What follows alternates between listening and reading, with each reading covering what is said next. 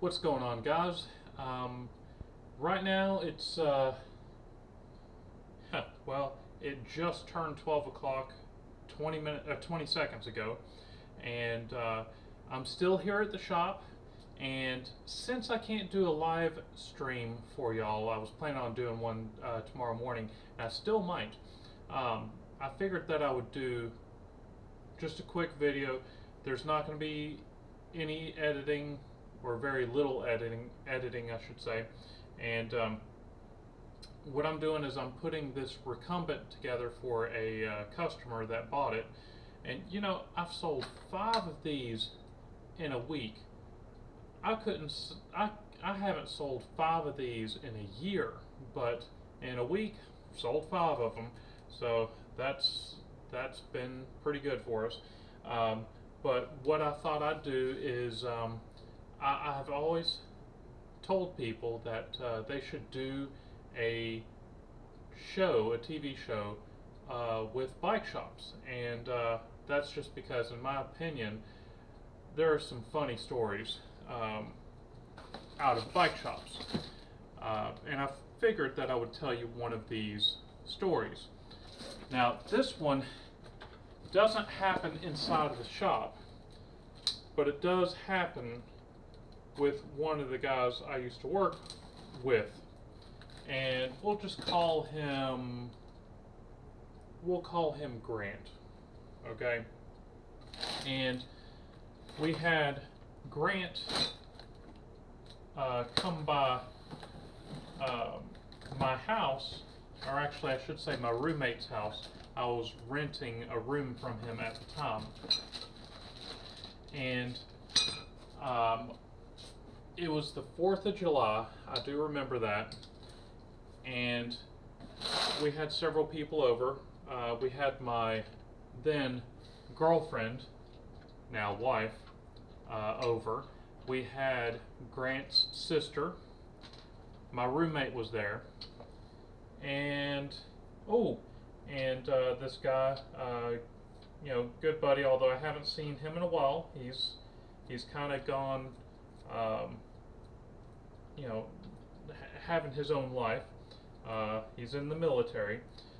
He was over, and I remember my roommate, his name's Andrew. We were talking about kayaking, and he was talking about how his yard always fills up with water. It floods on really bad days, and he was talking about how one of these days he was going to get his kayak, and he was going to kayak through his yard into the stream, which was right next to his house. And so we're talking about that, and it starts pouring. I'm talking thunder, lightning. Didn't last long, but it rained, and it rained so much in such a short time that we saw his yard flooding. And so anyway, we were bugging him, and unfortunately a little bit of alcohol was involved, and we kept bugging him. Hey, you know, it's time, you know, you can get your kayak and you can do what you've talked about.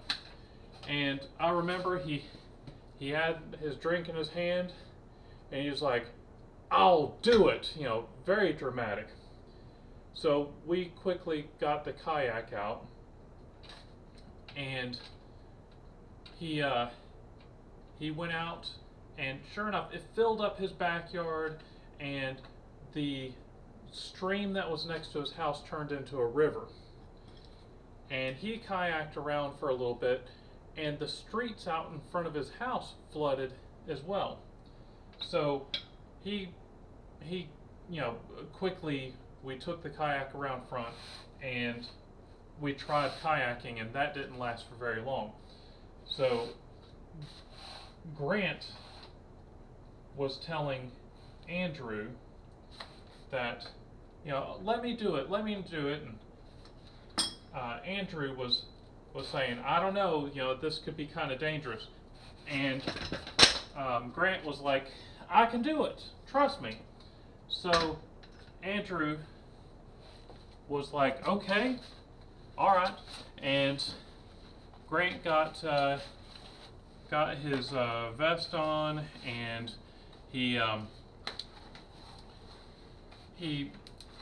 went into the yard, and he went to go paddle. And see, these kayaks, the paddle, it's flat and it rotates. The paddle on the other side actually rotates like what would it be, 90 degrees. So one paddle was like this, the other paddle was like this. So whenever you're paddling, you have to rotate the paddle as you're going to the other side. And Grant said that he knew how to do it. So he went out into the water and he pushed himself off, and he was like, slice. Pushed himself off, slice. So this water is moving quick, and he is doing circles in this. And what I didn't explain though was Andrew's house was right next to a big drainage tunnel that went underneath the road. Well, we're watching Grant do all this, and he's getting closer and closer to this tunnel, and we're panicking because we see what's going on. And sure enough, he starts going towards this tunnel, and we're yelling at him. We're telling him to to hurry up and get back. And he flipped over, and we panic because we don't see him. We see this kayak go into this tunnel, and we hear bang, boom, bang.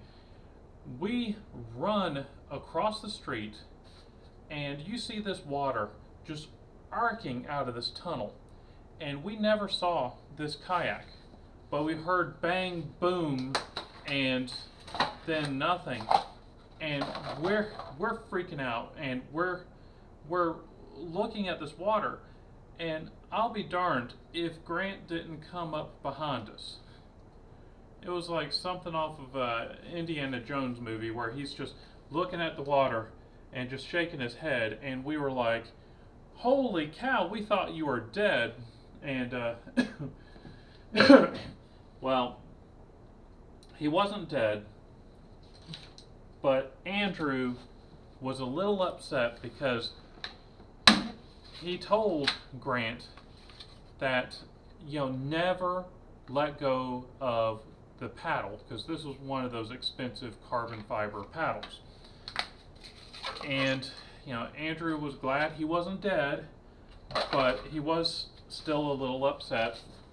And so he went back to the house a little upset, and Grant was like, well, I'm gonna find this paddle and this his not canoe, but kayak. And so I wasn't going to let him do that alone. And we started walking next to the stream. Everything's flooded, so we're walking in water that's shin deep and knee deep, and we're going through it turns out some people's backyard, but we couldn't see because there was nothing but water. And I remember one time that I'm walking along, and all of a sudden, whoosh, I fell in a big hole. Turned out it was somebody's pool in somebody's backyard. And so we ended up coming to a fence that stopped us from being able to go any further. And Grant was like, well, what are we going to do now? And about that time, Sean ended up showing up. So we're all three of us are looking, and this water is just flying by. There was a fence that we couldn't get past, and you know, I'm a little crazy, just a little bit, and I turned towards Sean, and I grabbed him on each side of the shoulder, and I was like, "Tell my girlfriend I love her and I'll miss her." And then I just jumped right into the water. Man, I jumped into that water, and it was like, that water just grabbed me and just took off with me. I can't believe how fast this thing was going. It was I was gone. And um, we did have some lights, and they were Andrew's lights. They were some very expensive Knight Rider lights that were supposed to be weatherproof. They weren't waterproof. And I'm going along, and I'm all by myself, and I've got this light, and I'm just looking around, and these houses are flying by. It was crazy, and it was stupid what I did. But I'm alive, so you know everything turned out fine. So I'm looking, and this went on for a couple of minutes. All of a sudden, something just hit me right in the gut and stopped me instantly. I folded over. The water starts pushing, going over my back, pushing me down. And turns out that there was a tree that had fallen across this stream, and at this point it was underwater, and I never saw it. So I'm sitting there struggling. I'm struggling for my life because I'm trying to breathe, and I'm also trying to when my head gets above water, I notice about then that there was a lot of trees, branches that I couldn't see a way through. So I'm just going to sit here for a few minutes. I'm trying to figure out how I'm going to get out of this situation. And right about then, I see a little bit of a glow. I see a light, and then I see a glow. This is where the light's going underwater. So I end up seeing somebody coming my way, and it's Grant. And I start yelling for him to stop, get out.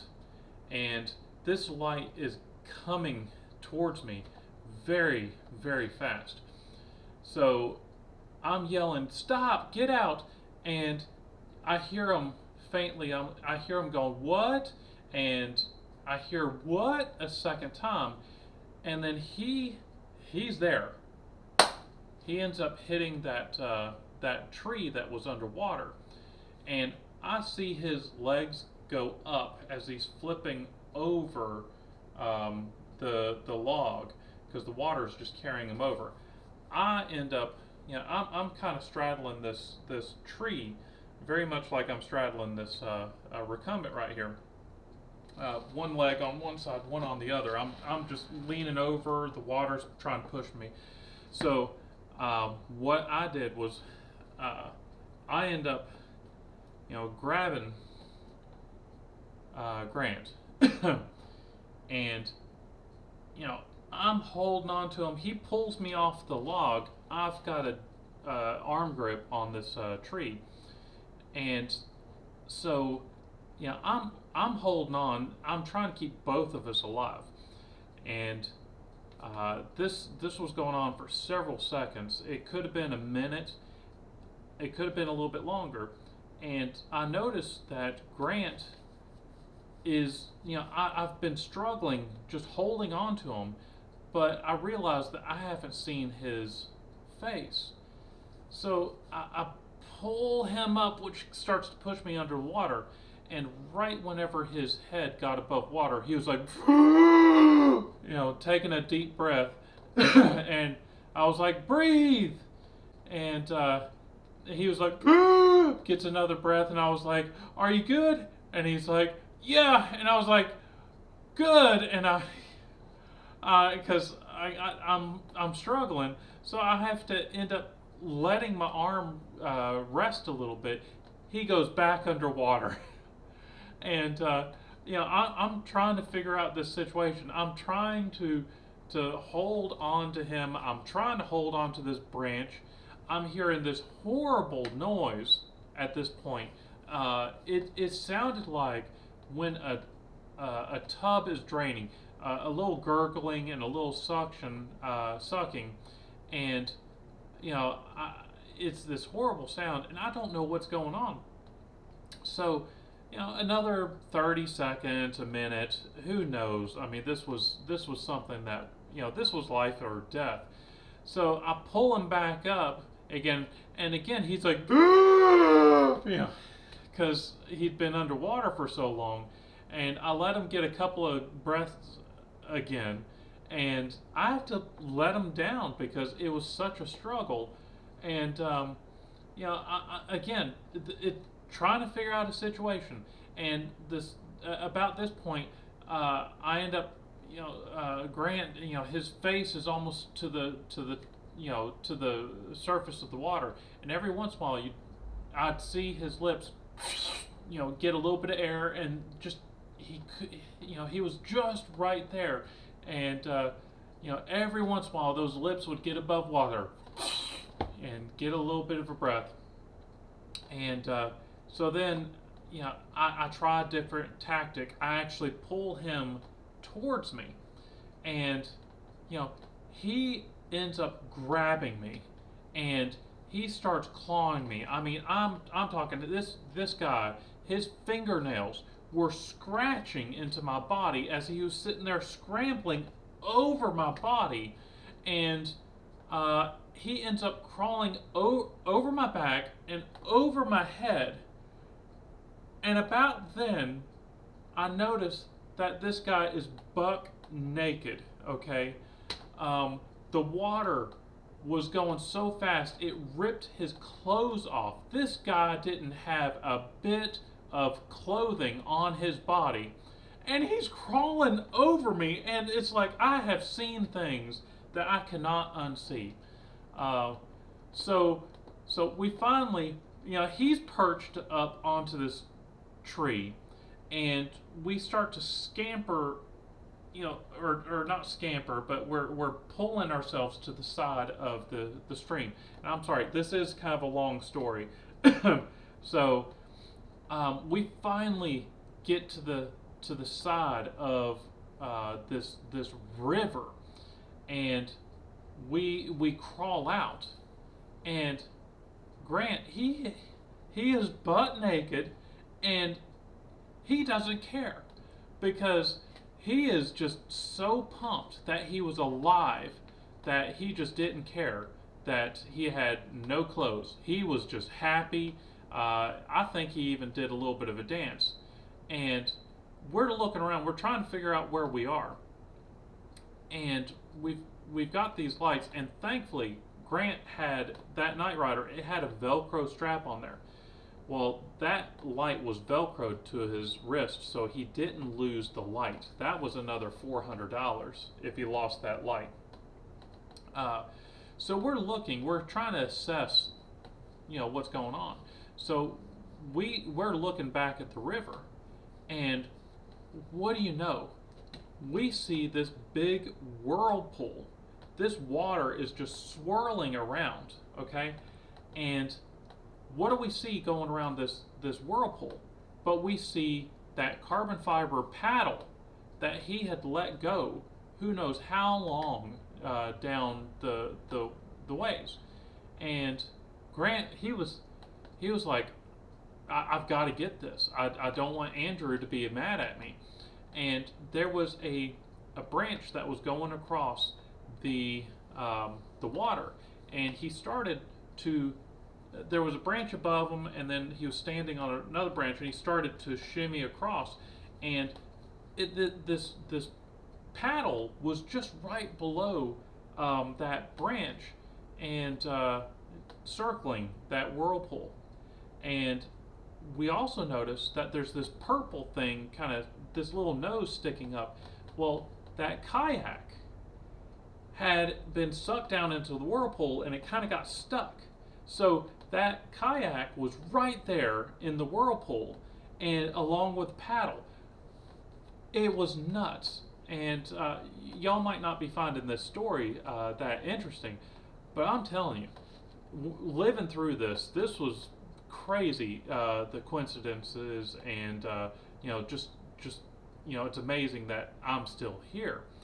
Um, so, he starts trying to get it. Well, the branch starts to break, and it starts cracking, and it starts dropping down, and we had to give up because there was no way we were going to jump back into that water, because that water was being funneled through these branches and other things, and it was just, I don't know what was causing this whirlpool, but there was no way we were going to go in that water again. So we end up, we know roughly where we are, so we start walking home, and we're this was in Garner, North Carolina, and we were walking down Timber Drive in Garner. It was getting dark, and people had their headlights on, and people were honking because they saw me, and then they saw this butt naked guy right next to me, and we were just kind of laughing about being alive and such. And it started raining some more, and of course we're sitting there singing "Swinging in the Rain" due to Grant being buck naked. We finally get back to the house. No kayak, no paddle, and half of the clothes missing. I still had my clothes, but Grant didn't have anything. Actually, he did have his underwear that he was holding in his hand. So the water did suck off his clothes, but he did manage to kind of hook his underwear on his with his foot. Why he didn't put the underwear on the way home, I have no idea, because we were walking down the road, dark, cars honking. He had some underwear in his hand, and didn't matter. We were alive. We get back to the house, and the party was starting to wind down a little bit, and we go into the garage, and my girlfriend ends up opening up the door, and she looked at us, and then she slammed the door a little bit, and we heard her. Oh, excuse me. No, she didn't slam the door.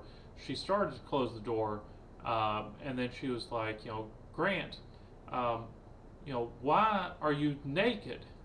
And Grant's sister was at the party, and we heard her on the other side of the door saying, "What? He's not naked." And my girlfriend was like, "I think I know what naked is." And his sister came out, and then she was like, "Why are you naked?" And so pretty much we ended up telling the story, and thankfully he put his clothes on, because again, there are some things that I just can't unsee. And the next morning we got up, and we went to go look. And we knew which road it was. We went to the road, and we were looking, and the kayak and the paddle was nowhere to be seen. And we were looking, and kind of disappointed. But then we looked up, and up in the trees there was the kayak and the paddle. The paddle was still with the kayak. It was about 6 feet away, but it was all up in the tree. So we end up pulling it down, and it was amazing that water had gotten that high, where it was above our eyesight. So basically, we got the kayak, we got the paddle. They were not messed up. We had to clean the kayak out because it had branches and debris inside of it. But I'm going to tell you, that was a wild 4th of July. And yeah, Grant, if you're seeing this, you know who I'm talking about. It's you. Hopefully you'll see this video. If you do, comment down below. And you know, that was an interesting day, and that wasn't even, you know, at the bike shop. He did work with me at the bike shop, and of course, to this day, that has been years ago, but we're still talking about it today. Now, at the end here, I'm gonna put in a little bit of the some of my brother's Texas trip. You know, here's a clip right here.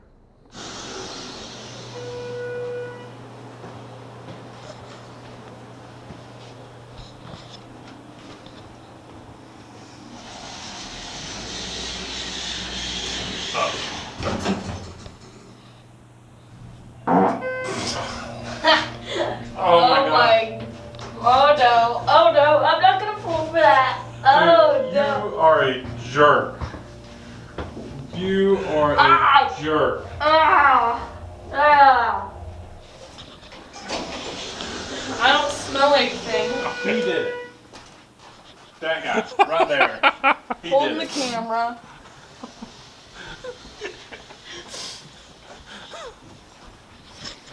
Priceless.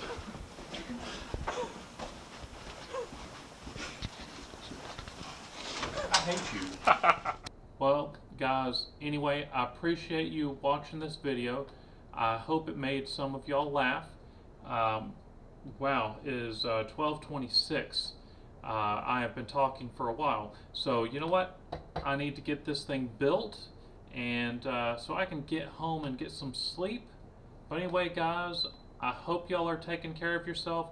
Wear, you know, masks, wash your hands, and you know, please, you know, check out some of my other videos somewhere around here.